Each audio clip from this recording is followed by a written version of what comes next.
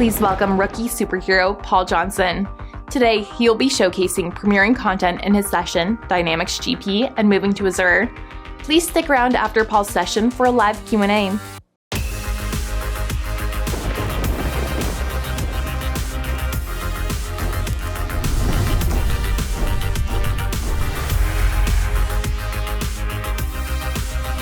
Hi, I'm Paul Johnson.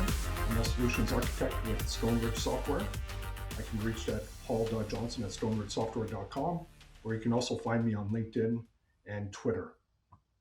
I've been with Solutions Architect for a number of years now, and I've been in the Dynamics GP space for over 15 years, mostly work in Dynamics GP, SRSS, Power Platform, and obviously Azure related things.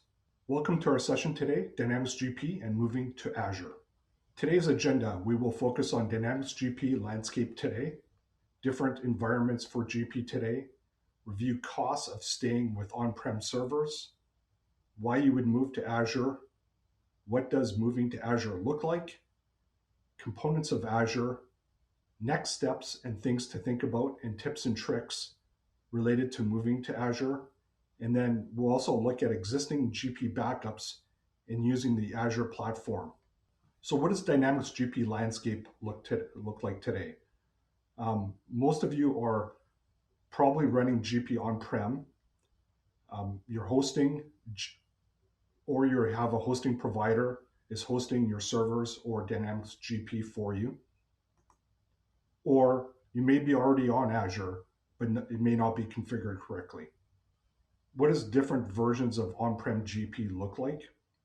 So you may have most of you running GP are going to be using Management Reporter and have a domain controller. It could be physical or a virtual server. Server hosting, GP, Management Reporter, an SRSS database running a SQL instance. And then you would also have local workstation installs, or you may be using setup, RDS, or a combination of the two to access GP. You may also have a GP web server acting or hosting your GP web client if you're using the web client. So what are some costs of staying on-prem today? Well, you have your capital expenditures, so hardware costs, that's the cost of a new server. Also licensing costs associated with that'd be your OS or your RDS CALs. You also have operating expenses, so IT personnel, so somebody managing that server for you, patching it on a monthly basis. You also have the physical security associated with your server, so that's your server room or locking those servers. You also have the time it takes to purchase, update, and configure a server. You also have other hardware needed to keep your servers up and running, so that could be switches or UPS or other hardware requirements. And then you also have the depreciation of your existing servers. So your server may be able to last you 5 years, but the OS on there may become older and no longer supported, as an example. So why would you move to Azure? So one of the biggest things is guaranteed uptime. So that's 99.95% guarantee and not affected by your local power outages is one of the main advantages. Another thing is less risk associated with Azure than managing on-prem servers. There's also the upgrades and patches to the OS that can be done in less time and be automated. It's also more flexible. If you need more resources at certain times of the year, you can increase data storage or increase users. You can do it very quickly when on Azure. It can also be cost effective as you only pay for consumption with virtual machines. Microsoft has made a commitment to support GP until 2028 and beyond and move to a modern lifecycle, which means yearly updates on a predictable schedule. It's also very scalable. Also, you have more employees today, maybe working from home. It allows for remote growth. Those are all advantages with being on Azure. It's also a modern platform, meaning you've now enabled your organization to use modern platform enablement. And it's also more secure with identity management model with Azure AD. So what does moving to Azure actually look like? Well, there's a couple different scenarios that we need to think about. One first scenario that I'm going to cover is the hybrid solution, where you have your on-prem domain today and you keep that still using that on-prem domain, but you then move your SQL Server, your hosting of and accessing GP to Azure. To facilitate this, you need to set up a virtual gateway to put your local network and Azure network on the same network. That means you can then access your domain controller that is on a local network, and you've now linked that up with your Azure network. So an example of also where this is needed is, when I'm using SRSS or Management Reporter, those are examples of applications that need authentication. So you look at your on-prem domain to authenticate with those specific applications. So it's also a good practice to set up a secondary domain controller VM in Azure as a backup in case something happens to your existing on-prem domain. Second scenario of what moving to Azure looks like is you move everything to Azure. So first thing would be when people log into their workstations in the morning, they would log in using their M365 accounts. They would use Azure Active Directory domain services to facilitate the authentication to applications or the association of logging into their workstations. So basically moving your Active Directory up to Azure.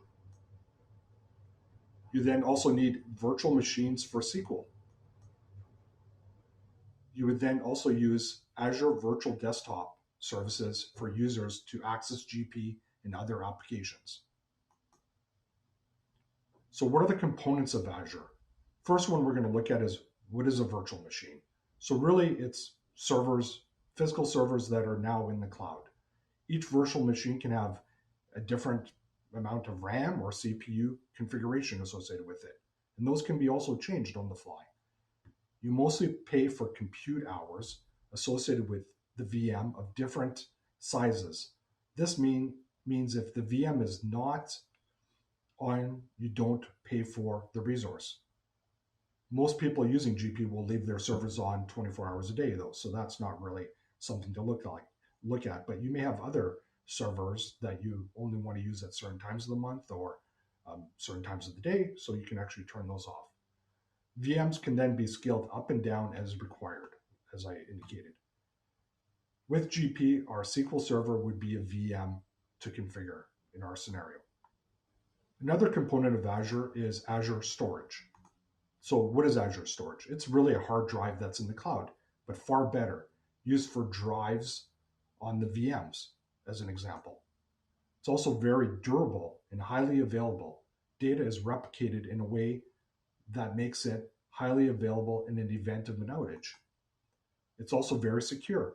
All data written to Azure Storage is encrypted by the service. And it's scalable, meaning it can group to meet your needs. Also managed. Azure handles hardware maintenance, updates, and critical issues for you. Azure Blobs, Azure Files, Azure Disks are some of the services around Azure Storage. Another component of Azure that we're going to use is Azure Virtual Desktop. What is this? This is a service that is used that we can access our apps, GP, Management Reporter, SRSS, etc. Allows for full desktop or access as a remote app.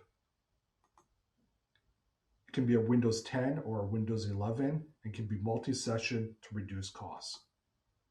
You can also have VM sizing and scaling policies. And then images, apps, and profile management are all managed within the Azure Virtual Desktop Environment.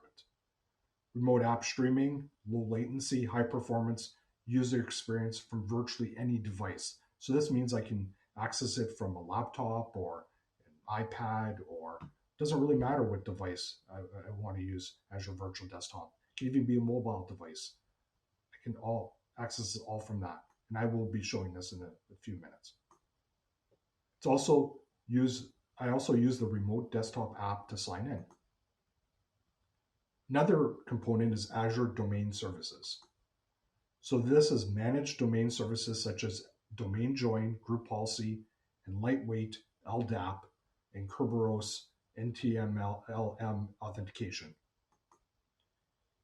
Used without needing to deploy, manage, or patch domain controllers in the cloud.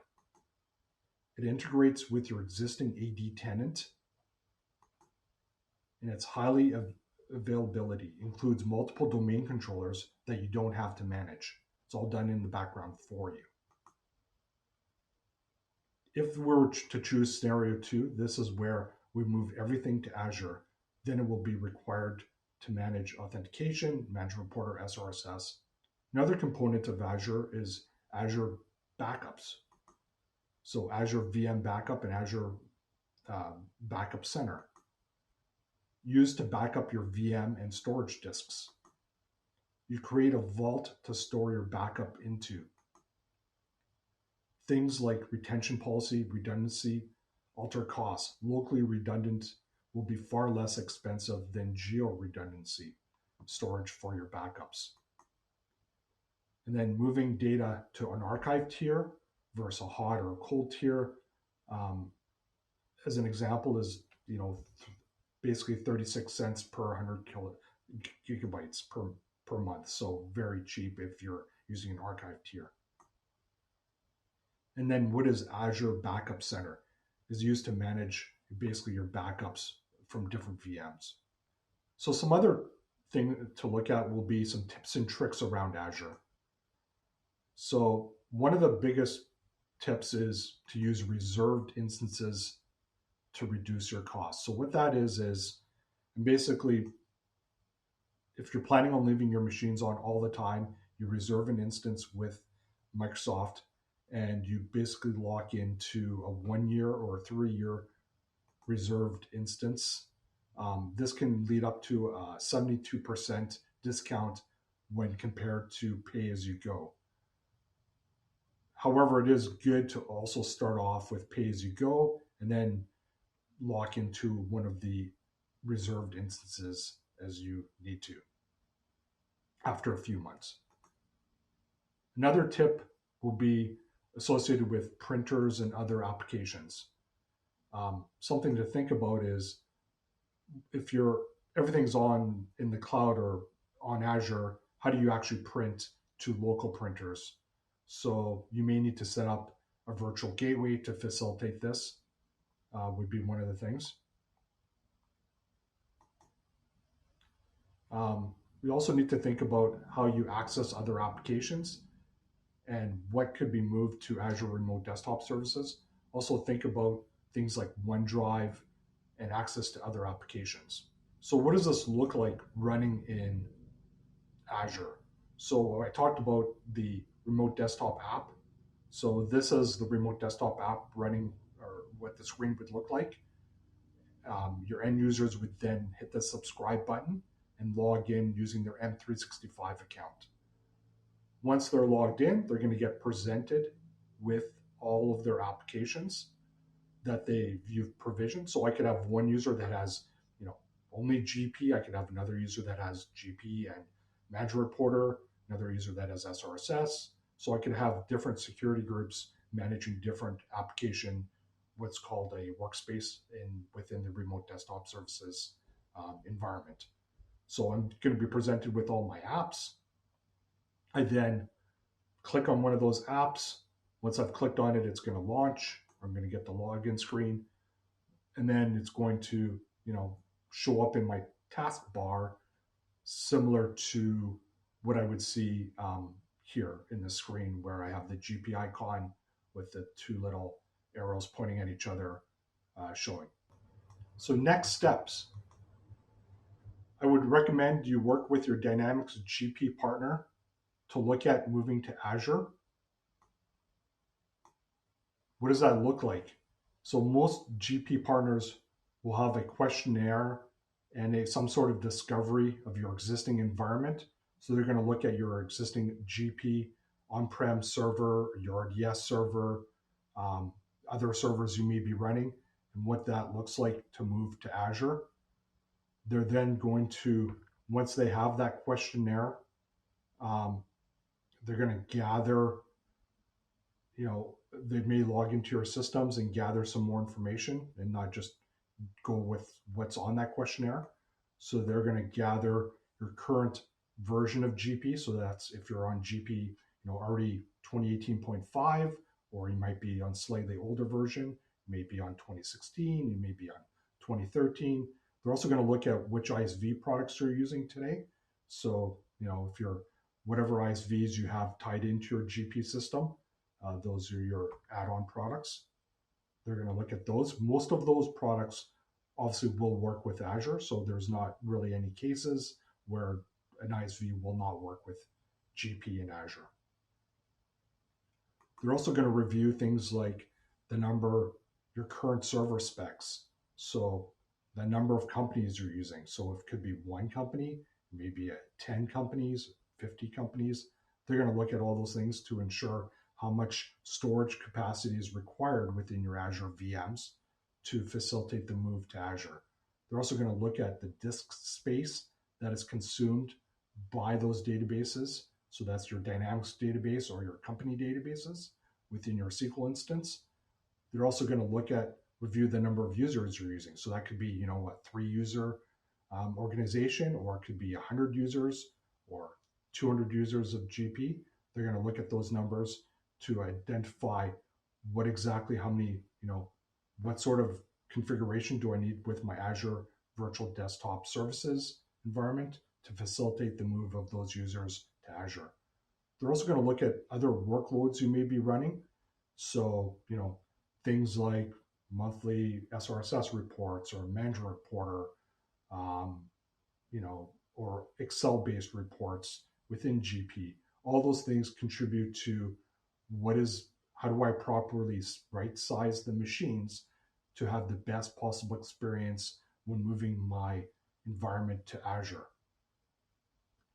And then they're also going to look at the modules and functionality you're using in GP. So if you're just using GL or sales order processing or purchase order processing or fixed assets or revenue deferrals, those are all modules and different things that can easily do in Azure, but they're going to look at those to ensure that all the bases are covered.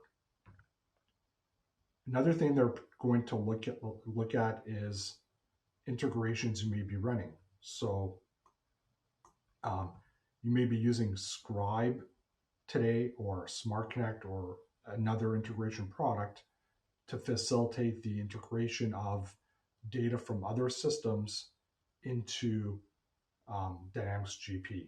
So they're going to look at those integrations, and without too much extra work, they'll be able to port all of those, that Smart Connect database, for example, into Dynamics GP environment in Azure.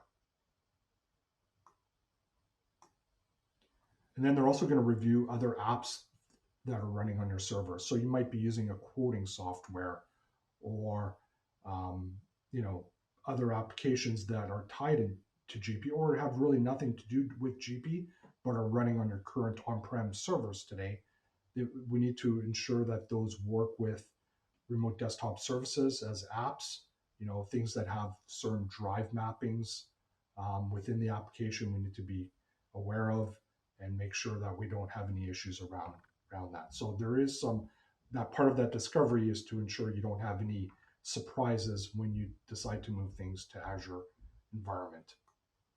So something else to think about if you're not moving to Azure is how do we take some of those workloads that we have today and move them into Azure? So one of the key areas is today people are doing backups within their SQL database, or they're using, product like Veeam, for example, backing up the entire server, or there's other cloud backup software out there that they could be using to back up their environments. But a majority of people are backing up doing those backups on-prem, creating a BAK file and storing it, maybe to a drive, or having Veeam back up that entire server. So another thing, so what we can do to move some of that workload to Azure is we can take your on-prem SQL backups and move those to the cloud and off-site, so they're not on your existing server. This allows, having that safe backup in an environment that is not your physical building, and not having somebody taking home a drive every day, or those types of scenarios. So also having a proper maintenance plan in place is also important with Azure backups. And then backups so what we will be doing is backing up to Azure storage, and I'll go through this in a couple minutes. Another thing is having log backups or differential backups. You can have those all configured so have least amount of potential downtime possible if something was to happen to your data. So the components of the backup is your Azure blob storage components. So step one is creating a storage account in Azure. I also need a container associated with that storage account. And then I also will have, a storage blob in that container. And this is the URL shown here that it would typically follow. So I'd have, my storage account and then my container referenced within that URL. The SQL components of that backup is I'm going to need that URL. I'm also going to need to create a credential that allows for the blob storage account to communicate back to my on-prem environment that I have today. And this can also be set up in your Azure environment. If you do move your Azure environment, it doesn't have to be on-prem. So step one, as I mentioned, is creating that storage account. So I create the storage account in my Azure subscription, and it's pretty straightforward. Once I've named mine DynamicsCon 1. Second thing I need to do is create a container within that storage account. So in this case, I've named my container demo.